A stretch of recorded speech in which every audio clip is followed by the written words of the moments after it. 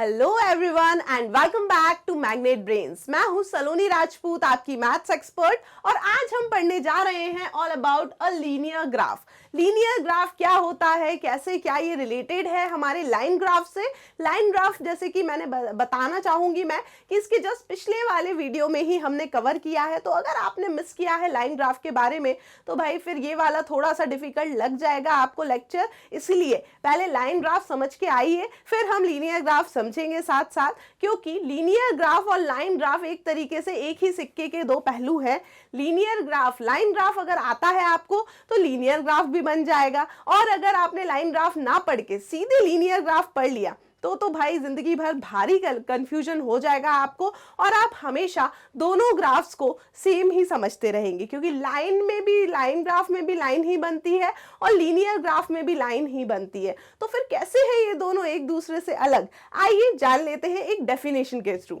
तो जैसे कि हमने पढ़ा था कि a line graph consist of bits of line segments join consecutively. What do you mean by bits? यहाँ पे लिखा है कि एक लाइन ग्राफ जो है वो काय से बना होता है, काय से कंसिस्ट होता है? बिट्स ऑफ लाइन सेगमेंट्स से। लाइन सेगमेंट का क्या मतलब होगा? ये जो लाइंस होती हैं उनके बिट्स, बिट्स मतलब टुकड़ों के फॉर्म में आप उसको ले सकते हो कि लाइंस के टुकड़ों से बनके जो ग्राफ बने उसको हम क्या बोलेंगे? एक लाइन ग्राफ बोलेंगे। आपको याद होगा कि पिछले लेक्चर में हमने इस टाइप का एक ग्राफ बनाया था। कैसा था ग्राफ? ऐसे ऊपर जा रहा था, फिर नीचे जा रहा था, फिर ऊपर जा रहा था, नीचे, ऐसा कुछ ग्राफ हमने फॉर्म किया था। एग्जैक्ट ये ग्राफ नहीं था, बट मैं बात बताना चाह रही हूँ टुकड़ों वाली, कि एक लाइन का टुकड़ा ये हो गया, फॉर एग्जाम्पल मैं कहूँ ए से बी तक, फिर बी से सी तक दूसरा लाइन का टुकड़ा हो गया, बिट ऑफ अ लाइन, फिर सी से डी तक अलग टुकड़ा हो गया और डी से ई तक अलग टुकड़ा हो गया। तो कह सकती हूँ मैं ये जो ग्राफ है ये A B, B C, C D और डी ई जो छोटी छोटी लाइंस है इनसे मिलके बना हुआ है, तो इसको हमने बोला था लाइन ग्राफ। तो फिर ये लीनियर ग्राफ किस चिड़िया का नाम है? तो देखिए, समटाइम्स दिस ग्राफ जो यहाँ से हमको मिल रहा है line graph may be a whole unbroken line. यानी कि कभी कभी क्या होगा, जब आप लाइन ग्राफ ड्रॉ कर रहे होगे तो आपको कैसा ग्राफ मिलेगा? ये टुकड़े टुकड़े ना मिलके आपको कुछ ऐसा ग्राफ मिलेगा। ये कंटिन्यूअस लाइन जा रही है एक पॉइंट से दूसरे पॉइंट तक, कहीं भी मुड़ी नहीं है वो लाइन। अभी भी लाइन के तो टुकड़े हैं, लेकिन क्या है, वो बिट्स ऑफ ए लाइन जो है वो बिल्कुल स्ट्रेट लाई कर रहे हैं एक के बाद एक, है ना। कहीं भी वो ऐसा नहीं है कि उस लाइन में बेंडिंग आ रही हो, कहीं भी कर्व आ रहा हो, ऐसा कुछ नहीं है। तो वही यहाँ पे बोला गया है कि sometimes this graph may be a whole unbroken line. यानी कि कभी कभी क्या होता है कि ये जो ग्राफ होता है वो कैसा होता है? अनब्रोकन लाइन, यानी कि बिल्कुल ना टूटी हो, कहीं भी बिल्कुल ना बेंड हुई हो, ऐसी लाइन कभी कभी हमको यहाँ मिलेगी लाइन ग्राफ में। तो such a graph is called a linear graph. तो ऐसे वाले ग्राफ को हम क्या बोलेंगे? लीनियर ग्राफ बोलेंगे। बहुत इंपॉर्टेंट है ये डिफरेंस समझना, एक माइन्यूट सा डिफरेंस है।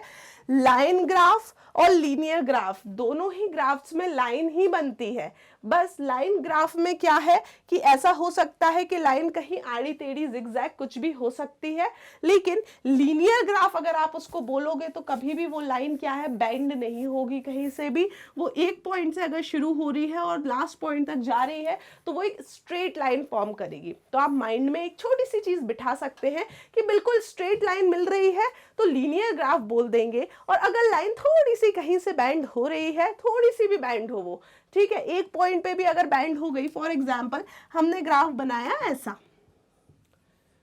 ये सीधी जा रही थी लेकिन फिर इतना बैंड हो गया, तब भी ये लाइन ग्राफ कहलाएगा, लीनियर ग्राफ नहीं कहलाएगा, क्योंकि लीनियर में हमेशा स्टार्टिंग पॉइंट से एंडिंग पॉइंट में एक स्ट्रेट लाइन होना चाहिए, बैंड नहीं होना चाहिए। वेयर एज लाइन ग्राफ में दोनों ही चीज हो सकती है, बेंडिंग भी हो सकती है और स्ट्रेट भी हो सकता है। यानी कि आप एक लीनियर ग्राफ को लाइन ग्राफ भी बोल सकते हैं, क्या है, विदाउट एनी बेंड। लेकिन कभी भी आप इस टाइप के लाइन ग्राफ को लीनियर ग्राफ नहीं बोल सकते, क्योंकि लीनियर ग्राफ में बेंडिंग नहीं होगी। एक बार फिर से इस चीज को पढ़ लीजिए, ये जो दो क्लाउड्स में मैंने चीजें लिखी हैं बहुत ज्यादा इंपॉर्टेंट है हमारे आज के कंसेप्ट के लिए। It is about linear graph, कि एक लाइन ग्राफ कंसिस्ट होता है bits of line segment join consecutively, यानी कि छोटे छोटे लाइन सेगमेंट, लाइंस के टुकड़ों को जोड़ के हम क्या कर रहे हैं, एक लाइन बना रहे हैं, तो वहां से हमको लाइन ग्राफ मिलता है। लेकिन जब हम इन टुकड़ों को जोड़ रहे हैं तो कभी कभी क्या होता है कि ये ग्राफ कैसा मिलता है हमको, एक होल अनब्रोकन लाइन मिलती है, बिना टूटी हुई लाइन।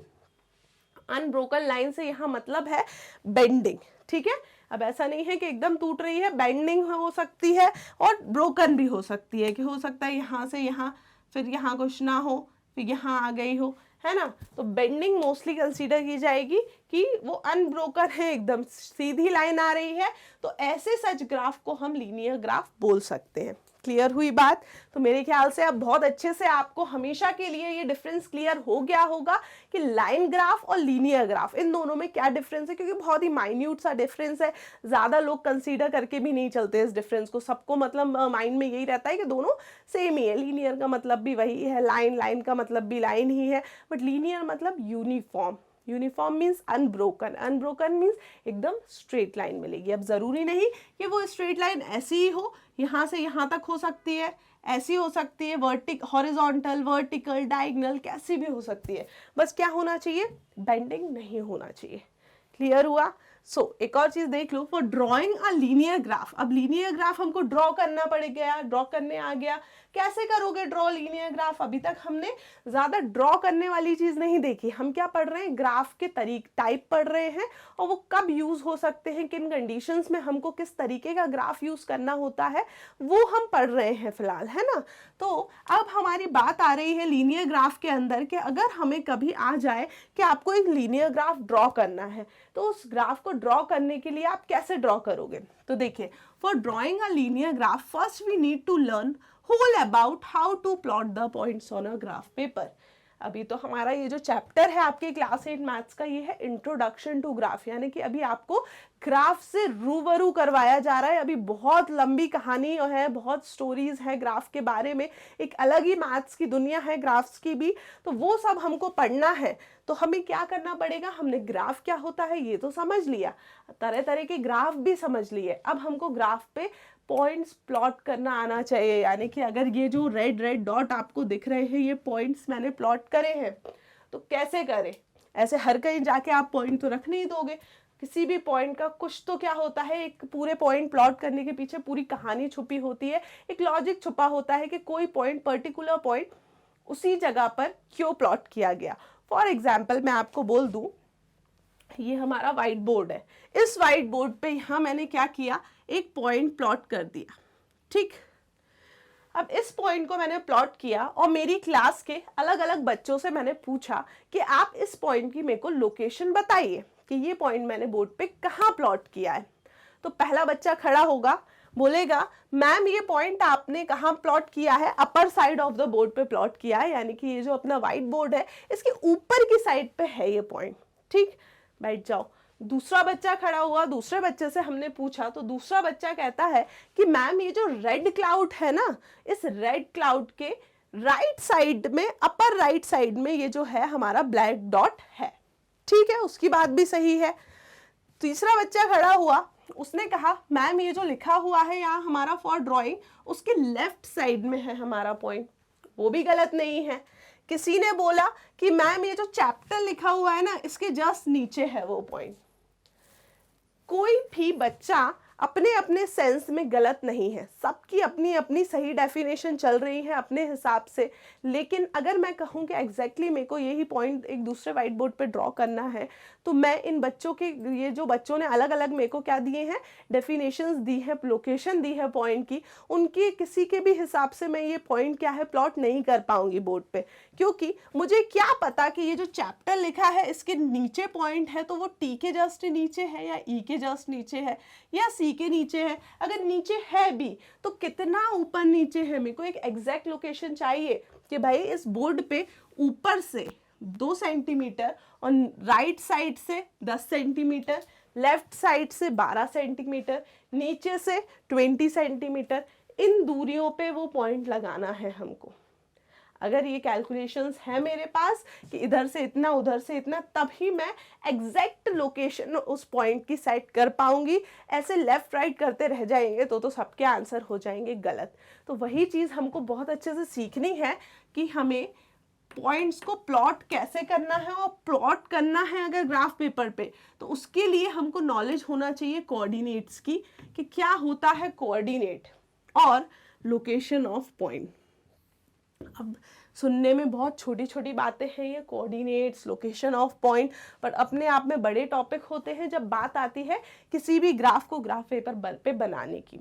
तो हम यही चीज़ बहुत ब्रीफली स्टार्ट करेंगे अगले लेक्चर में। आज हमने लाइन लीनियर ग्राफ के बारे में समझ लिया और लाइन और लीनियर ग्राफ में डिफरेंस समझ लिया। अगले लेक्चर में हम लोकेशन ऑफ पॉइंट समझेंगे कि किसी भी पॉइंट की लोकेशन किस तरीके से हम डिटरमाइन करते हैं, कोऑर्डिनेट्स क्या होते हैं एंड सो ऑन।